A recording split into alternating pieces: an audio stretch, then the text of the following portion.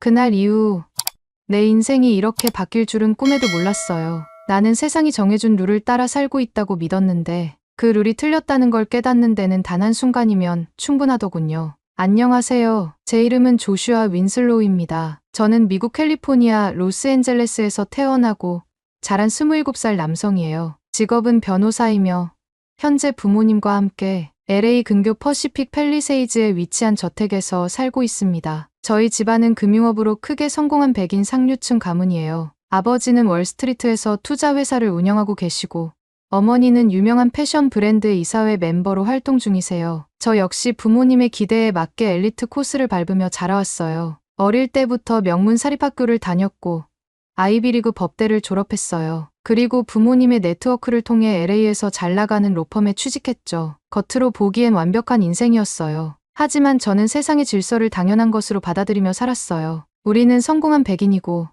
미국을 이끌어가는 사람들이라고요. 이런 생각은 저뿐만이 아니라 우리 가족 모두가 가지고 있는 가치관이었어요. 부모님은 항상 저에게 강조하셨어요. 백인은 이 나라를 만든 사람들이다. 우리는 가장 우수한 문화를 가졌고 그에 걸맞은 삶을 살아야 해. 저는 자연스럽게 그런 생각을 받아들이며 자랐어요. 그런데 한 가지 마음에 들지 않는 것이 있었어요. 바로 옆집이었습니다. 우리 집 바로 옆에는 한인 부부가 살고 있었습니다. 잠깐 여러분 그거 아세요? 여러분의 구독, 좋아요, 알림 설정은 저에게 가장 큰 힘이 됩니다. 클릭 한 번으로 제게 큰 힘을 주시길 바라요.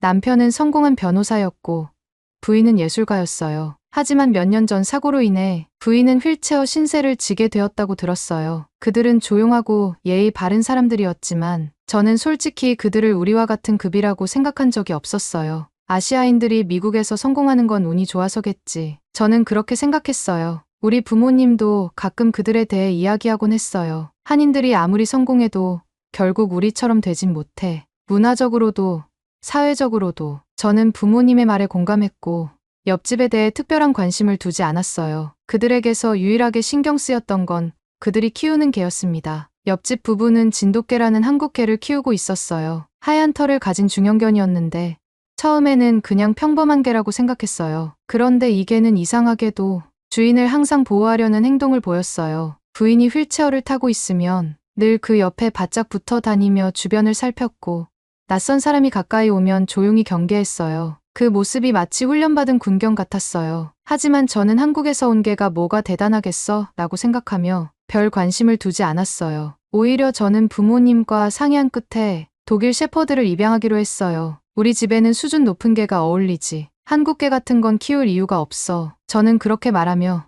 대형 독일 셰퍼드 한 마리를 입양했어요. 이 개의 이름은 루카스. 지적이고 강인한 이미지의 개였고 저는 루카스를 데리고 다니며 자랑스러워했어요. 옆집 진돗개를 볼 때마다 속으로 이렇게 생각했어요. 아무리 그래도 독일 셰퍼드보다는 못하지. 그렇게 저는 내가 만들어 놓은 질서 속에서 평범한 삶을 살고 있었습니다. 그러던 어느 날 LA에서 최악의 산불이 발생했습니다. 산불은 생각보다 빠르게 확산되었어요. 처음에는 그냥 뉴스를 통해 어느 지역에서 산불이 났다는 정도로 알고 있었어요. 하지만 며칠 후 불길이 우리 집이 있는 퍼시픽 팰리세이즈 방향으로 번지기 시작했어요. 진화가 쉽지 않다. 강풍 때문에 불길이 예상보다 빠르게 퍼지고 있다. 뉴스에서는 긴급 대피령이 내려졌어요. 그리고 바로 그날 밤 창밖을 보니 이상한 붉은 빛이 보였어요. 처음에는 노을인 줄 알았어요. 그런데 코끝에 타는 냄새가 느껴졌어요. 그 순간 휴대전화에서 긴급재난 경보가 울렸어요. 퍼시픽 팰리세이즈 지역 대형 산불 발생. 즉시 대피하세요. 나는 황급히 짐을 챙기기 시작했어요. 부모님도 다급하게 움직였어요. 그런데 문제가 생겼어요. 우리 개 루카스가 보이지 않았어요. 나는 다급하게 온 집안을 뒤졌어요. 불길이 점점 다가오고 있는데 루카스가 없으면 나도 떠날 수 없었어요. 루카스. 그 순간 차고에서 작은 울음소리가 들렸어요. 나는 황급히 달려가 문을 열었고 그 안에는 겁에 질린 루카스가 웅크리고 있었어요. 나는 루카스를 끌어안고 간신히 차에 올라탔어요. 우리 가족은 간신히 집을 빠져나올 수 있었어요. 하지만 대피소에 도착했을 때 나는 믿을 수 없는 광경을 보게 되었습니다. 휠체어를 탄 옆집 아주머니와 남편이 이미 도착해 있는 것이었어요. 뭐야? 나는 충격을 받았어요. 휠체어를 탄 사람이 어떻게 나보다 먼저 대피할 수 있었을까? 나는 숨을 고르며 그들에게 물어보았습니다. 아주머니 어떻게 이렇게 빨리 오신 거예요? 그들의 대답을 듣는 순간 나는 내가 평생 믿어왔던 모든 것이 무너지는 느낌이었어요. 우리 개가 미리 위험을 감지했어요.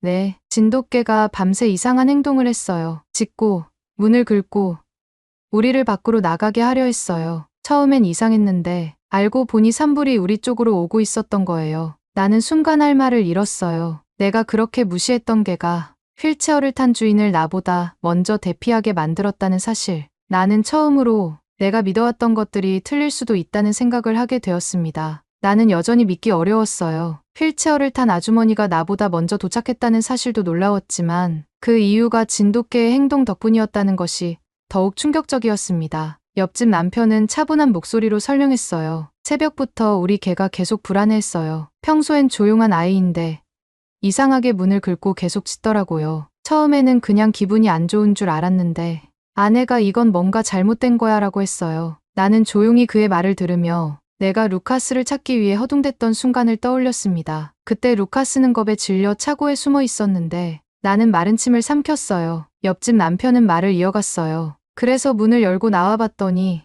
멀리서 붉은 빛이 비치는 게 보이더라고요. 곧바로 뉴스를 확인했죠. 그리고 대피령이 내려진 걸 보고 바로 짐을 싸서 나왔어요. 그 말을 듣자 머릿속이 복잡해졌어요. 산불이 확산되기 전에 미리 감지하고 주인을 깨운 개라니 이게 단순한 우연일까? 아니면 진돗개라는 개가 원래 이런 능력을 가지고 있는 걸까? 나는 루카스를 내려다봤어요. 그는 대피소 구석에서 여전히 겁에 질린 눈으로 주위를 살피고 있었어요. 나는 작게 한숨을 내쉬었습니다. 내가 믿었던 모든 것이 잘못됐을 수도 있겠어. 하지만 인정하고 싶지 않았어요. 대피소에서의 생활은 생각보다 훨씬 힘들었습니다. 나는 태어나서 처음으로 편안한 집과 침대 없이 밤을 보내야 했어요. 평소라면 당연하게 여겼던 것들이 이제는 사치처럼 느껴졌어요. 하지만 그보다 더 괴로운 것은 불확실성이었습니다. 우리 집은 괜찮을까? 불길이 언제쯤 잡힐까? 하루에도 몇 번씩 휴대전화로 뉴스를 확인했지만 답답한 상황은 쉽게 나아지지 않았어요. 멀리 보이는 하늘은 여전히 붉었고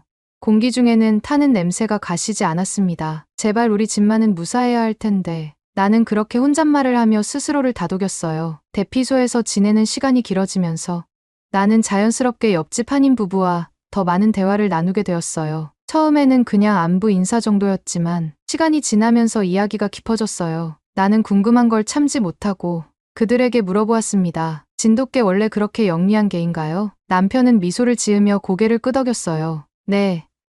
진돗개는 단순한 반려견이 아니에요. 그들은 본능적으로 주인을 보호하려고 하죠. 나는 고개를 갸웃했습니다. 솔직히 개가 사람을 보호한다는 개념 자체가 나에게는 익숙하지 않았어요. 하지만 개가 위험을 감지할 수 있다는 게 말이 되나요? 그러자 휠체어에 앉아있던 아주머니가 부드럽게 웃으며 말했어요. 조슈아 씨, 동물들은 우리가 생각하는 것보다 훨씬 더 많은 걸 알고 있어요. 특히 진돗개는 주인과 강한 유대감을 형성하는 개라서 위험을 감지하면 어떻게든 주인을 지키려고 하죠. 나는 고개를 끄덕이며 조용히 생각에 잠겼어요. 그동안 나는 내가 키우는 개가 가장 우수한 견종이라고 믿어왔어요. 하지만 이제는 더 이상 확신할 수 없었습니다. 진돗개는 단순히 똑똑한 개가 아니라 주인을 보호하는 진짜 가족 같은 존재였어요. 그런데 그 와중에도 한 가지 놀라운 일이 있었습니다. 바로 한인 커뮤니티에서 구호 물품을 보내오기 시작한 것이었어요. 처음에는 생수와 담요 같은 기본적인 것들이었지만 점점 즉석밥, 컵라면,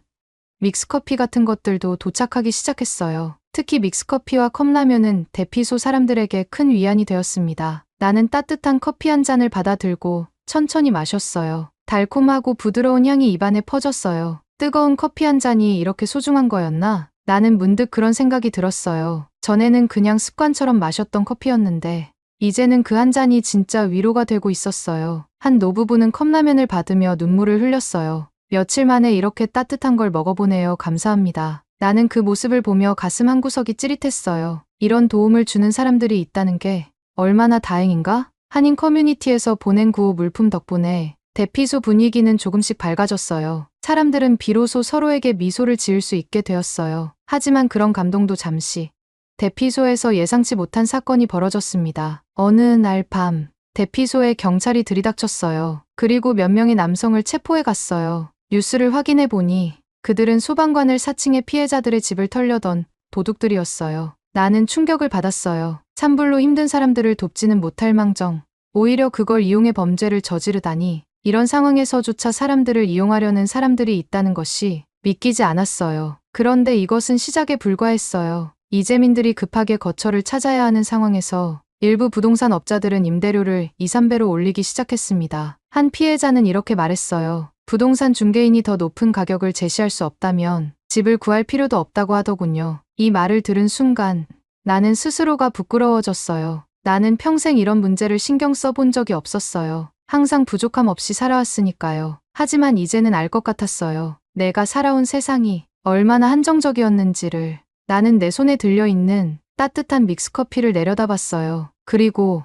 처음으로 내 안에서 무언가 바뀌고 있음을 깨달았어요. 그동안 저는 제가 가진 것들을 당연하게 여겼습니다. 좋은 집, 좋은 직업, 안정된 삶. 하지만 그것이 모두 부모님이 만들어준 환경 덕분이라는 사실을 인정하고 싶지 않았어요. 저는 스스로 노력해서 이 자리까지 왔다고 믿었고, 제 주변의 사람들도 당연히 그렇게 살아야 한다고 생각했습니다. 하지만 대피소에서 만난 사람들을 보면서 그 생각이 흔들렸습니다. 같은 미국에서 살아가고 있지만 저와는 전혀 다른 현실 속에서 살아가는 사람들이 있었어요. 그리고 그들은 저보다 훨씬 강했습니다. 옆집 한인 부부를 보면서도 같은 생각이 들었어요. 그들은 저보다 더 큰 피해를 입었지만 여전히 웃고 있었고 묵묵히 자신들의 삶을 지켜나가고 있었습니다. 그 모습을 보면서 저는 다시 한번 제 자신을 돌아보게 되었습니다. 어느 날 밤, 저는 옆집 남편과 단둘이 대화를 나누게 되었습니다. 대피소 한쪽에서 믹스커피를 마시며 조용히 앉아 있었는데 그가 다가와 말을 걸었어요. 조슈아 씨, 많이 힘드시죠? 저는 고개를 끄덕이며 대답했습니다. 솔직히, 네, 생각보다 쉽지 않네요. 처음엔 누구나 그래요. 하지만 결국 익숙해지죠. 그의 말이 이상하게 들렸어요. 저는 익숙해지고 싶지 않았어요. 하지만 그는 이미 이런 상황에서도 자신만의 균형을 찾아가고 있는 것처럼 보였습니다. 어떻게 그렇게 침착할 수 있어요? 제가 묻자 그는 한동안 생각하더니 조용히 대답했습니다. 이런 일이 처음이 아니거든요. 한국에서도 IMF 때 집을 잃은 적이 있었어요. 그때도 힘들었지만 결국 다시 일어났어요. 그리고 이번에도 마찬가지예요. 삶은 계속되니까요. 그 말을 듣고 한동안 아무 말도 하지 못했습니다. 저는 단 한 번도 삶이 흔들릴 거라고 생각해 본 적이 없었어요. 하지만 그는 이미 몇 번이고 어려움을 겪었고 그럴 때마다 다시 일어나 살아가고 있었습니다. 그제야 저는 깨닫게 되었습니다. 강하다는 것은 단순히 좋은 환경에서 성공하는 것이 아니라 어떤 상황에서도 다시 일어설 수 있는 힘을 가지는 것이라는 거요. 그날 밤, 저는 루카스를 안고 조용히 생각에 잠겼습니다. 이번 일을 겪기 전까지 저는 루카스가 최고의 개라고 믿었습니다. 독일 셰퍼드라는 명성도 있었고 훈련도 잘 받은 개였어요. 하지만 정작 위기가 닥쳤을 때 그는 차고에 숨어 있었습니다. 반면 진돗개는 주인을 지켜냈어요. 그 차이가 어디에서 온 걸까요? 저는 루카스를 쓰다듬으며 조용히 속삭였습니다. 너랑 나는 닮았어. 루카스는 보호받으며 살아왔어요. 저는 부모님의 울타리 속에서 부족함 없이 자라왔어요. 하지만 그런 환경이 정말 저를 강하게 만든 걸까요? 저는 점점 확신하게 되었습니다. 지금까지 제가 알고 있던 것들이 전부가 아니었다는 사실을요. 산불은 여전히 번지고 있었고 이제서야 조금씩 잡혀가는 중이었어요. 연기가 거치고 하늘이 다시 모습을 드러내긴 했지만 여전히 공기 속에는 타들어간 나무 냄새가 남아 있었어요. 우리 가족은 대피소에 머물고 있었어요. 하지만 부모님은 이곳에서 더 오래 머무를 생각이 없었어요. 호텔로 가자. 아버지가 단호한 목소리로 말씀하셨어요. 어머니도 곁에서 고개를 끄덕이며 말씀하셨어요. 우리가 여기 있을 이유가 없잖아. 호텔에서 지내면서 상황을 지켜보자. 곧 집으로 돌아갈 수 있을 테니까. 부모님은 대피소에서 생활하는 것이 불편했던 거예요. 사실 우리 가족은 LA에서도 손꼽히는 부유한 집안이었고 저는 그런 환경에서 부족함 없이 자라왔어요. 그래서인지 부모님은 대피소에서 오래 머무는 걸 이해하지 못했어요. 대피소는 불편하기만 하잖아. 너도 우리와 같이 호텔로 가자. 부모님이 내미는 고급 호텔 예약 확인서를 바라보며 저는 깊은 고민에 빠졌어요. 분명 호텔로 가면 편하게 지낼 수 있어요. 푹신한 침대, 따뜻한 샤워, 원하는 음식을 마음껏 먹을 수 있겠죠. 하지만 저는 그럴 수 없었어요. 대피소에서 만난 한인들의 모습이 계속 떠올랐어요. 우리는 언제든 다른 곳으로 갈 수 있지만 이곳에 남아있는 사람들은 그렇지 않았어요. 피해를 입은 많은 한인들이 갈 곳을 찾지 못해 여전히 대피소에 머물고 있었어요. 산불로 인해 평생 일군 가게를 잃은 사람도 있었고 하루아침에 집을 잃은 가족들도 있었어요. 그들이 겪는 어려움을 직접 보고 나니 저 혼자만 편한 곳으로 떠날 수가 없었어요. 저는 남을게요. 부모님은 제 말을 듣고 믿을 수 없다는 표정을 지으셨어요. 뭐라고? 너 지금 무슨 말을 하는 거야? 아버지가 당황한 얼굴로 저를 바라봤어요. 어머니도 한숨을 쉬며 말씀하셨어요. 조슈아, 너 같은 사람이 이런 데서 고생할 필요가 없잖아. 우리가 할 수 있는 건 그냥 기부를 하면 돼. 저는 직접 돕고 싶어요. 부모님은 여전히 이해할 수 없다는 표정이었어요. 하지만 저는 확신이 있었어요. 부모님이 호텔로 떠나는 날, 저는 한인회에서 운영하는 긴급지원센터로 향했어요. 한인회는 산불 피해를 입은 한인들을 돕기 위해 긴급지원센터를 운영하고 있었어요. 대피소에서 받은 도움도 있었고, 제가 할 수 있는 일이 있을 것 같다는 생각이 들었어요. 한인회에 도착하자 많은 사람들이 분주하게 움직이고 있었어요. 물품을 나르고, 서류를 정리하고, 피해 주민들에게 필요한 정보를 제공하는 등 할 일이 많아 보였어요. 무슨 일로 오셨어요? 한 직원이 다가와 말을 걸었어요. 저도 돕고 싶어요. 봉사자로 등록할 수 있을까요? 직원은 반갑다는 듯 웃으며 서류를 내밀었어요. 그럼요. 지금 인력이 많이 필요해요. 이름과 연락처를 적어주세요. 저는 서류를 작성한 후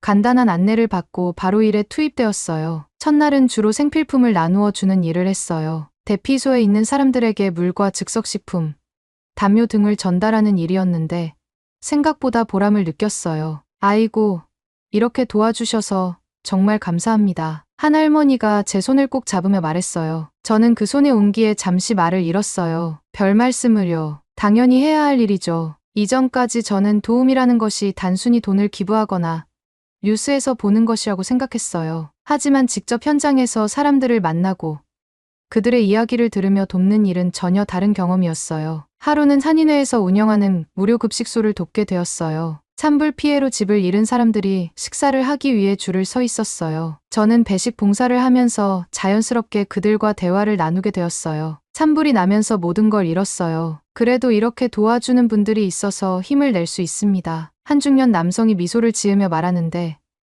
그 표정에서 감사함과 동시에 깊은 슬픔이 느껴졌어요. 저는 그분에게 더 이상 무슨 말을 해야 할지 몰랐어요. 봉사활동을 하면서 자연스럽게 한인회 사람들과 가까워졌어요. 그들은 모두 따뜻한 마음을 가지고 있었고 서로를 가족처럼 여기며 도왔어요. 한국식으로 인사를 나누고 함께 밥을 먹고 힘든 상황 속에서도 웃음을 잃지 않았어요. 저는 그 모습에서 깊은 감동을 받았어요. 며칠 뒤 부모님이 다시 연락하셨어요. 이제 그만하고 호텔로 와라. 우리 집은 이미 정리됐고 원래 생활로 돌아갈 때가 됐다. 너무 감상적으로 행동하는 거 아니냐? 그 말을 듣고 한동안 아무 말도 하지 못했어요. 예전 같았으면 부모님의 말씀을 아무런 의심 없이 받아들였을 거예요. 하지만 이제는 그렇지 않았어요. 저는 한인회에서 만난 사람들의 얼굴이 떠올랐어요. 저는 아직 여기에 남고 싶어요. 부모님은 당황하신 듯했어요. 왜?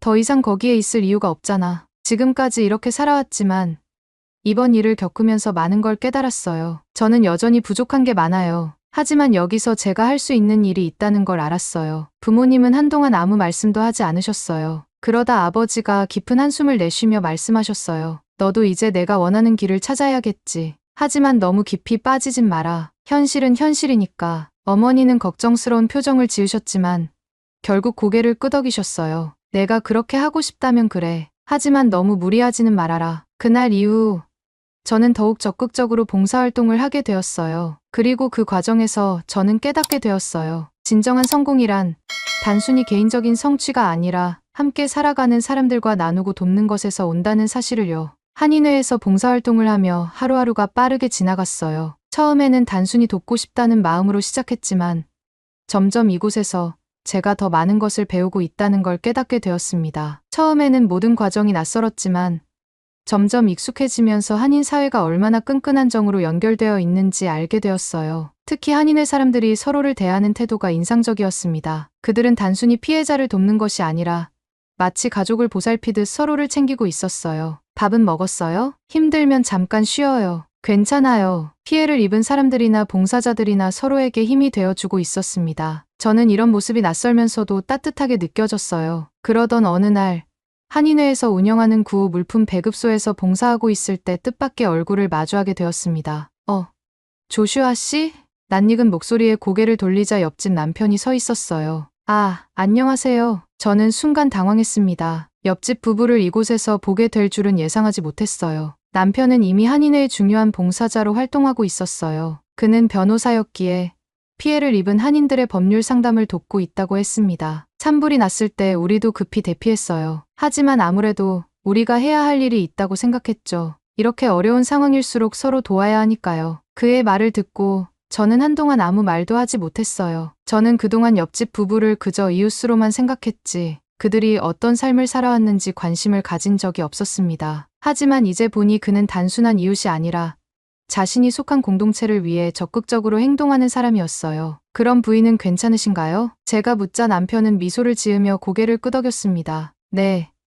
몸이 불편하다고 해서 가만히 있을 분이 아니거든요. 그때 저 멀리에서 휠체어를 탄 아주머니가 봉사자들과 함께 무언가를 정리하고 있는 모습이 보였어요. 그녀는 몸이 불편함에도 불구하고 자신이 할 수 있는 일을 찾아서 하고 있었습니다. 힘든 육체 노동은 할 수 없었지만 피해 주민들의 명단을 정리하고 필요한 서류 작업을 돕고 있었어요. 그녀의 표정에는 피곤함보다 보람이 가득했어요. 그리고 그녀 곁에는 언제나처럼 진돗개가 서 있었습니다. 강아지는 늠름한 모습으로 주인의 옆을 지키고 있었어요. 다른 사람들이 다가오면 경계했지만 공격적인 태도를 보이지는 않았습니다. 그저 조용히 주인의 곁을 지키면서 마치 그녀를 보호해야 한다는 책임을 다하는 듯한 모습이었어요. 저는 그 모습을 보며 한동안 말을 잃었어요. 산불이 나기 전까지 저는 그들을 그저 옆집에 사는 한인 가족이라고만 생각했어요. 어쩌면 속으로 우리와는 다른 계층이라고 선을 긋고 있었을지도 모릅니다. 하지만 지금 제 눈앞에 있는 그들은 단순한 이웃이 아니었어요. 자신이 가진 것을 나누고